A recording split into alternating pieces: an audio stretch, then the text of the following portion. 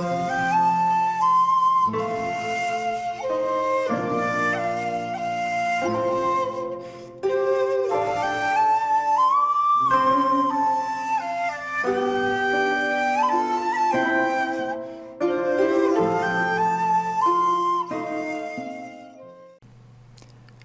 there, this is Solitary Ronan from Solitary Ronan Films, and welcome to a new season that I'm going to be calling Super Sayles.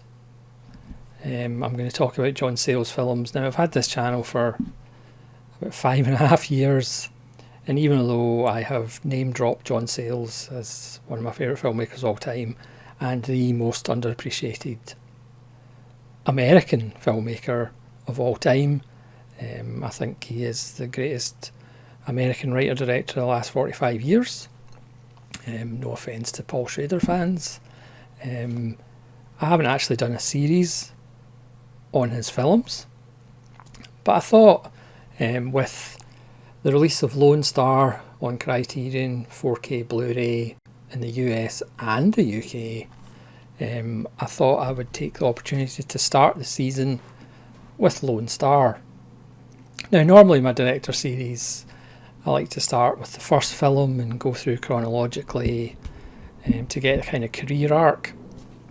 I'm not going to do it with Sayles because Sayles is super special Sayles, so I'm just going to pick films randomly out of his filmography and talk about them. I'm not going to go into spoilers because I do understand quite a lot of people have never seen his films. I'm guessing Lone Star and Mate One, both finally on Blu-ray and finally in the Criterion Collection, are probably the films that people have seen the most of Sayles. And I will be upfront about my love for the man as a writer, director, editor, actor, and novelist. He's basically just a show-off, essentially. His films are socio-political, and that kind of puts people off. They have generally more than one thing going on at a time, which puts some people off.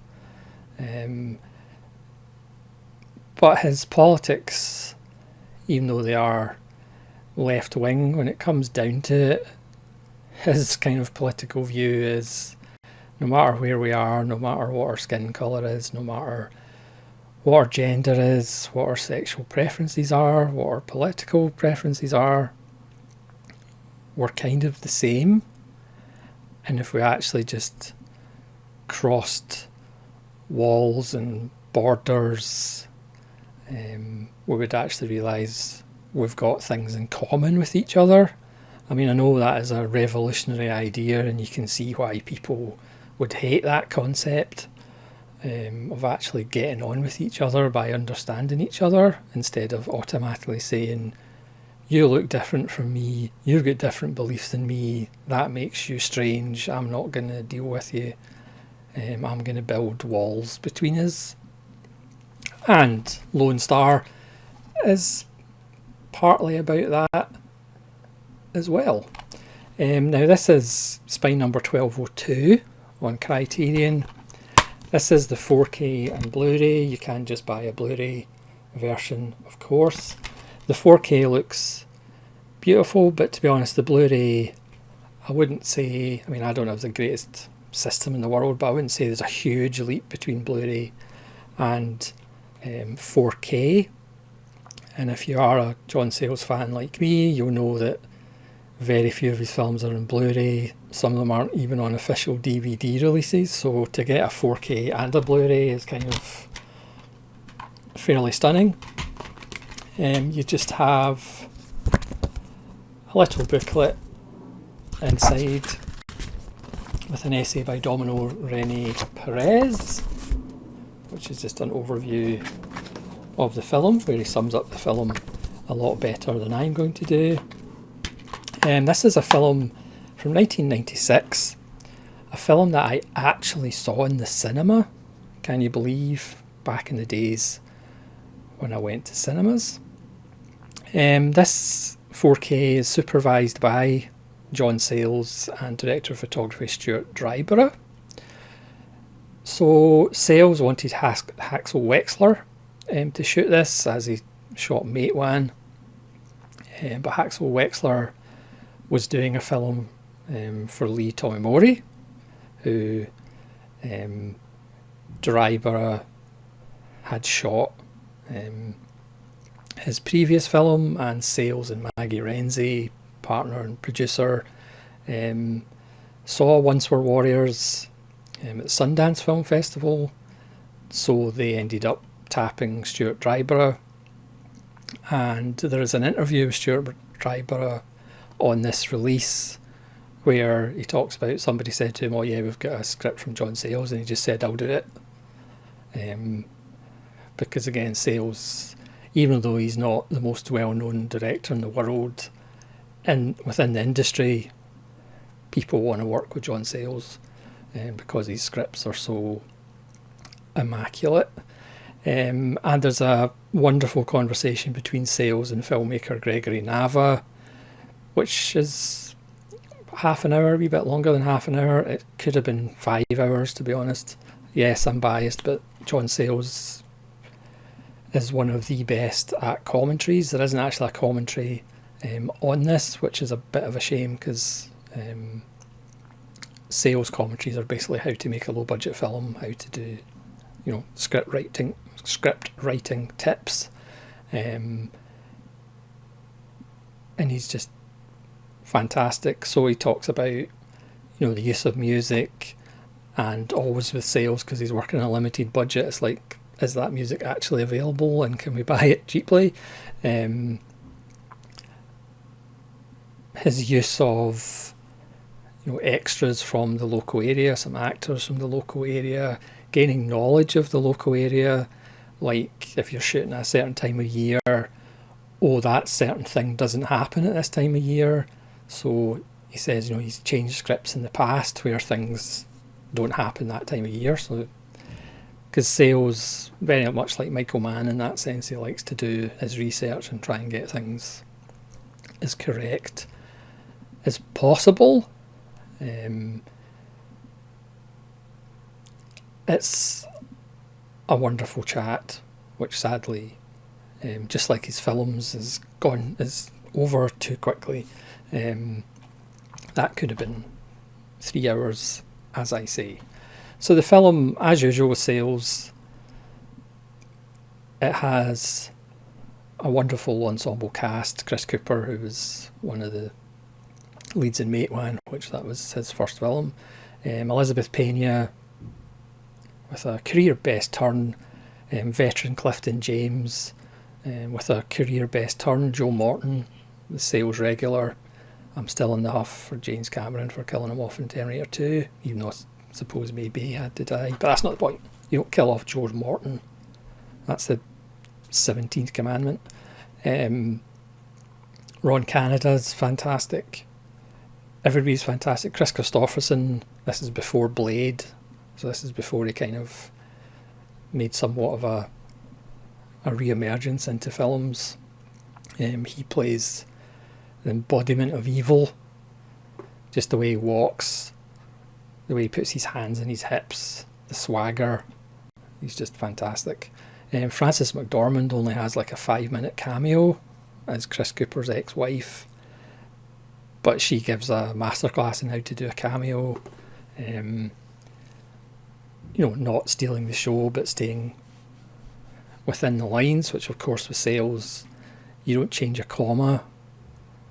With Sayles scripts, as he says in that chat with Gregory Nava, if you change words, then the sentence has different meaning than what he actually wrote. I mean, you can change the way you deliver it. He's not against that. As he says, the job of a film director is directing the talent. It's not teaching actors how to act. Sayles is, I don't know whether it's unique, but he doesn't rehearse, but he'll give each actor a biography of their character. And he says sometimes that can be essentially a short story. It's not like he gives them 2 sentences and that's your character. Sometimes he'll give them essentially a short story about their character, and that's because, again, his job, because as he always says, he's on a low budget. That's why he chooses his DPs, for example, somebody who can work within 3 weeks and not 8 weeks, or takes 8 weeks to do 3 weeks, if you know what I mean. So everything that he and producer Maggie Renzi do is because you're working within a budget. So they don't really have time to rehearse, so he will write these biographies of each character for the actors. But I suppose I should actually talk about what the film's about, shouldn't I? The film is a murder mystery. You could argue it's a neo-noir, even though very little of it happens at night. It's a neo-western. It's also a socio-political culture study of the Tex-Mex border.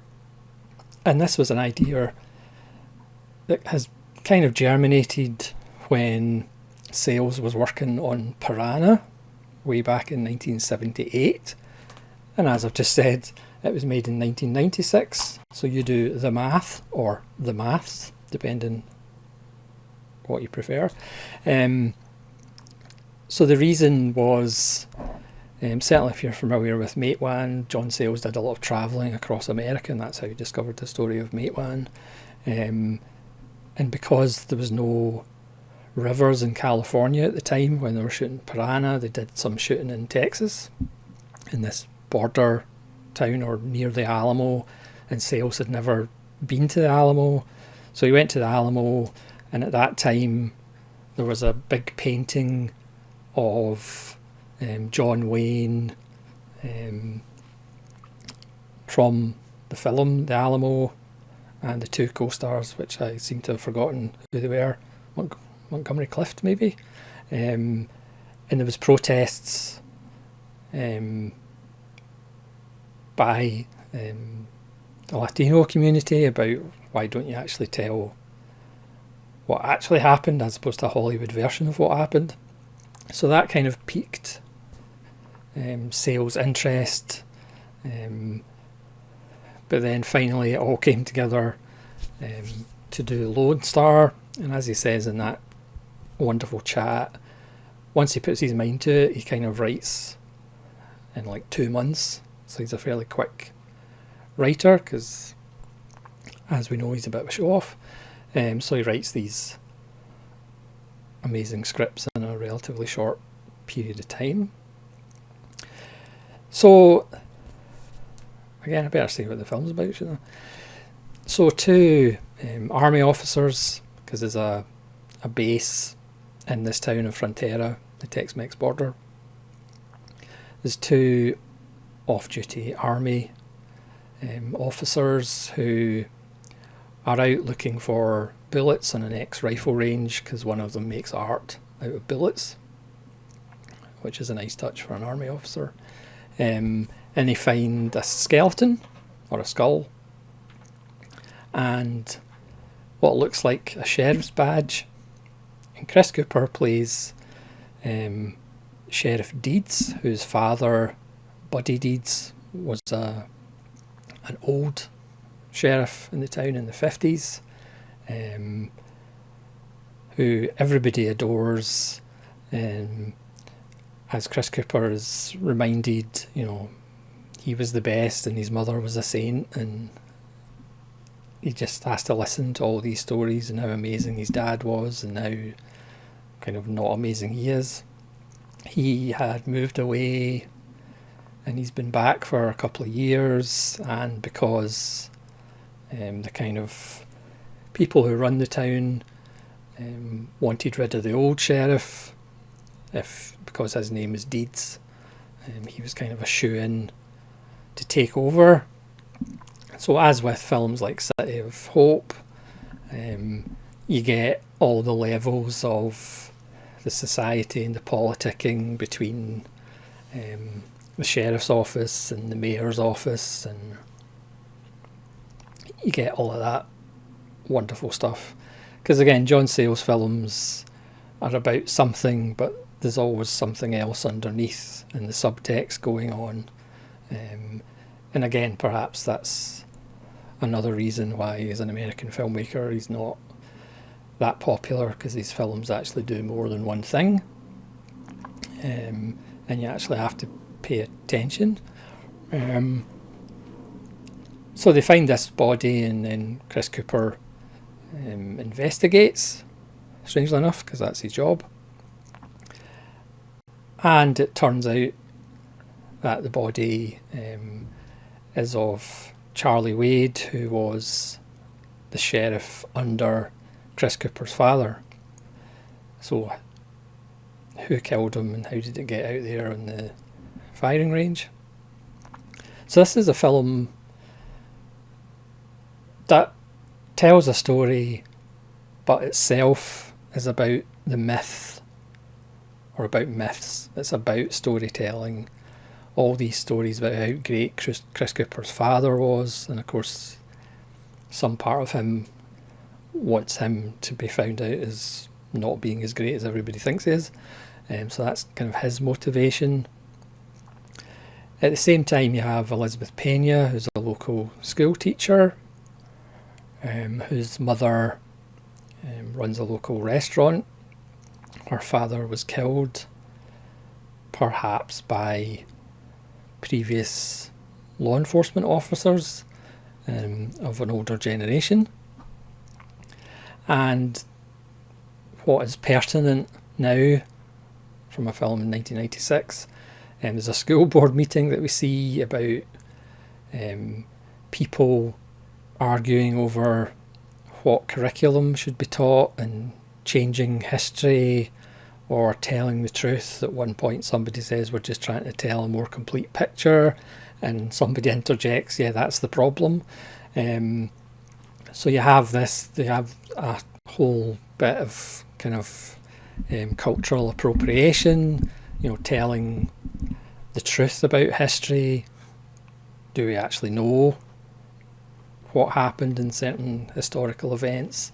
And again, that runs along the line of the murder mystery involving the dead body that's been found, or the remains that have been found, as the guy from Austin who's investigating that Chris Cooper has to send the evidence to. There's two kinds of corpses, skinny or stinky, which is another wonderful touch. You have Joe Morton, who is the local army colonel who's taken over, doesn't really want to be there, because his dad, played by Ron Canada, character of O, or Otis, who runs a local bar, and they've been kind of disconnected for a lot of years. And meanwhile, he's having issues with his son, who doesn't really want to be in the army. He would much rather be an artist or something creative. And that echoes what's going on with Chris Cooper, about his father and his reputation. So you have these two kind of father-sons, but it's also about Elizabeth Pena and her mother.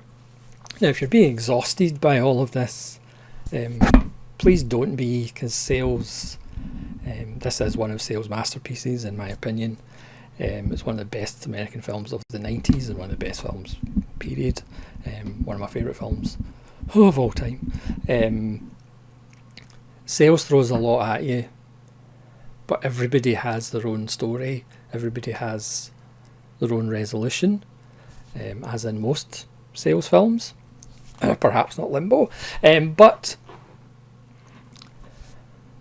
this is, somebody talked about Passion Fish, which hopefully, if anybody's listening from Criterion or any other boutique Blu label, can we have Passion Fish from 1993 on Blu-ray next, or 4K?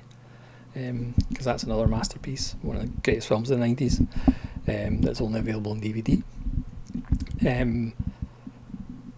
He's creating all these characters, and another point of the film is the past isn't the past.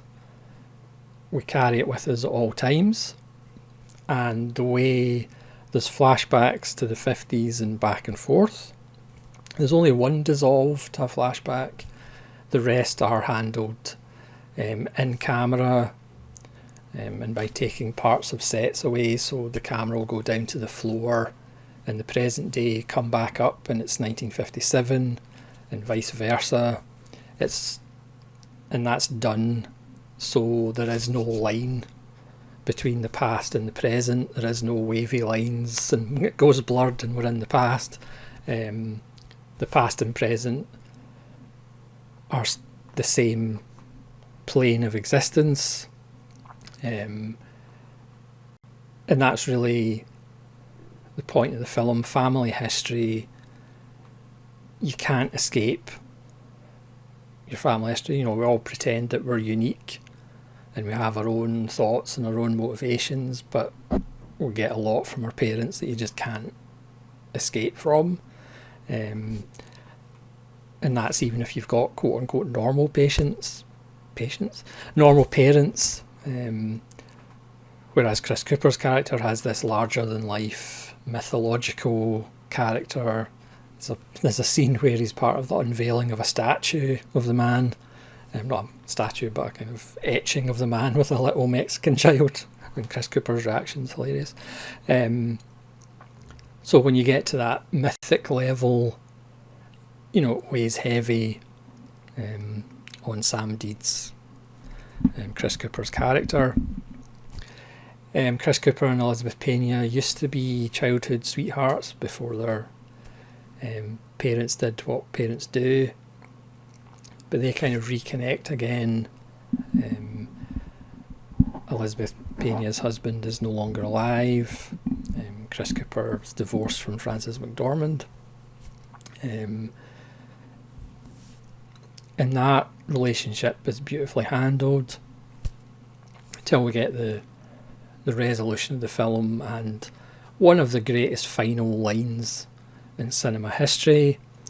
It's a quietly subversive ending, as a critic said at the time. I don't know whether it was Jeff Andrew at The Guardian at the time. I certainly know Jeff Andrew about Passion Fish, called Passion Fish effortlessly superior filmmaking. And to me, that's how you can sum up John Sayles. So, I mean, if you think Hollywood films, you know, this isn't Hollywood, but American films are kind of dull and dumb and poorly written and only interested in wham bam, thank you ma'am. Go to independent cinema, obviously the 70s, 80s and 90s. And if you want complex stories about lots of different things, beautifully acted and beautifully written, you can't go wrong with John Sayles, as I'll hope to show in this series. As I said, some of his films are easier to find than others. You know, Lone Star now is a 4K and a Blu-ray, Mate One's in the Criterion Collection Blu-ray, and 88 Films have also got Mate One on a Blu-ray release that will be cheaper than Criterion.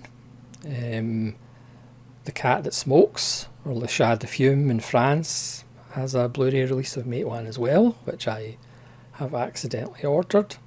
But Lone Star, it was actually nominated for an Oscar for Best Original Screenplay, and John Sayles said there's two reasons for that. One, it's set in Texas, and there's lots of people in Texas, and they like to see films about themselves. And two, there's a gun in it, because Sayles knows exactly what the score is as far as Hollywood and his films. But so what did Sayles do after this? Well, he filmed Men with Guns from 1997, which is also a masterpiece and will feature on this series as well. But that was pretty much all not in the English language, apart from a small section. So that's how he responded to getting an Oscar nomination. At no point did major Hollywood studios come knocking at his door, asking him to do an action film or something. You know, Marvel's not going to knock on John Sayles' door after the release of Lone Star and say, can you do a Marvel film? Even though a Marvel film directed by John Sayles would actually be something I would watch. There's so much other stuff that I could go into with Lone Star and go into the minutiae and the little details and every wonderful line of dialogue. But I'm not going to. I'm just going to say, go buy Lone Star. Even if you don't like it, just go and buy it. To show Criterion that people want more John Sayles. Because that's more important, rather than whether you like the film or not. So just go buy Lone Star, and if you don't like it, use it for another purpose, but at least show Criterion that you want more John Sayles, and hopefully we'll get more John Sayles. It's about so much stuff. It's about borders. It's about getting to know you, getting to know all about you. There is one wonderful subversive storyline to it. The Mason Daring score, who was a lawyer turned composer and did most of his work with Sayles, even though he has done other stuff as well. Again, it's an understated score. The soundtrack is kind of older songs, which again Sayles did deliberately, so even in the present the characters are listening to old songs as if they can't escape the past, which of course they can't. Granted, I have that soundtrack and CD as well, because it is quite wonderful. So that's Lone Star. Again, I'm not going to go into every single scene and every single moment, because you should do that if you haven't seen it, even though every scene is just exquisite. You know, they talk about screenwriting, and you know, if you add all your scenes together, if the scenes that you can pull out and throw away and the story still works and the film still works, then you should do that. And that's how you discipline yourself to whether your script is, you know, works or not. But as with a lot of Sayles' best work, you want to stay with these characters for longer. You want to find out what happens with these relationships between fathers and sons and mothers and daughters, and I haven't even went into the relationship between the army officers, and there's so much fantastic stuff. It's a film that you can re-watch over and over again. This time maybe it was the 4K, maybe it was just because I was so moved by the fact Criterion have released another Sayles film, but I did find this watch really quite emotional, and it will give you goosebumps, or at least it did with me. And it is actually quite a moving film as well, as working as a murder mystery, working as a kind of older people getting a second chance at life and romance. Not that I believe in that, as my heart was removed in a bizarre gardening accident. It works as one of Sayles' social-political films about communities. You've got the Anglo community, you've got the Mexican community, you've got the, you know, the black community, as small as it is in that area. The past, the present, history, myths, storytelling. It's got everything. So, strangely enough, I would highly recommend it. I apologise for the fanboying, but it's just wonderful. It's shot in CinemaScope. Dryborough and Sayles, you know, watched Once Upon a Time in the West, for example, because it is essentially a neo-western. If you like, they wanted to do it in CinemaScope, so watch it on a bigger screen as possible. It's one of Sayles' most cinematic films. You know, people can criticise Sayles as being, you know, it's more about characters, it's more about the dialogue, and perhaps visually, you know, he's not as interesting as perhaps other filmmakers. But Lone Star is certainly the film or one of the films in his filmography that's certainly more cinematic. You know, put it in a big screen and it just looks absolutely amazing. As I said, the 4K is beautiful, but the Blu-ray is beautiful as well. Because there's long-suffering John Sayles fans, it's just amazing that he's got a 4K, let alone a Blu-ray as well, or round delivery. So thanks very much for watching. Please let me know if you've seen Lone Star and what you think of it, and hopefully you'll join me for episode 2 of Super Sayles. I have no idea what film I'm going to pick. I'm going to pick another cracker. So thanks very much for watching. This is Solitary Ronin from Solitary Ronin Films, probably needing to go and lie down and saying farewell.